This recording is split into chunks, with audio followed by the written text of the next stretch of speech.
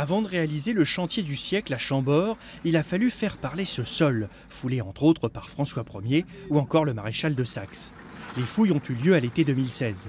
Elles ont tout d'abord confirmé que le domaine avait connu beaucoup de passages, et ce, depuis la construction du château.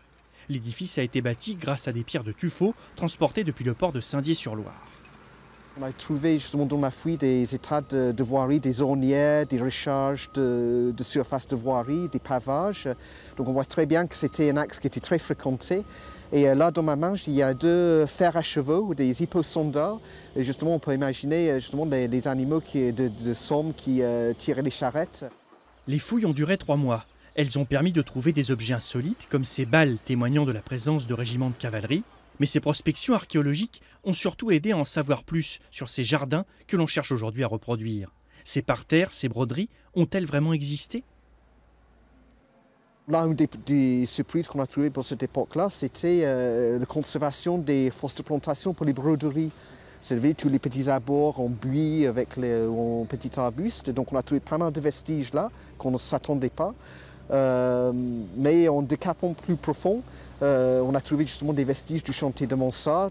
Donc on montait bien l'amorce de la mise en place des allées sablées, des zones de parterre pour l'herbe ou pour les fleurs, mais qui n'avaient jamais été achevées. Jules Hardouin-Mansart fut l'architecte mandaté par Louis XIV pour conduire ces travaux en 1680, travaux inachevés.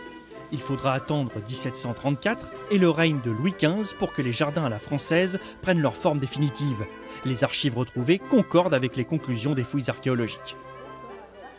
Il y a une fidélité dans l'esprit et dans les volumes et dans les dimensions. C'est ça qui était très frappant, de pouvoir superposer, une fois qu'on les avait transférés en système métrique, des éléments qui étaient à la fois dans les diagnostics archéologiques. On voyait des fosses, on voyait des traces, on voyait des allées, et de les reprendre dans les marchés et de savoir qu'en fait on était exactement sur la bonne dimension. C'est ça qui frappait, et de voir que tout ça se marie très bien avec l'économie générale du château et avec sa présence extrêmement imposante.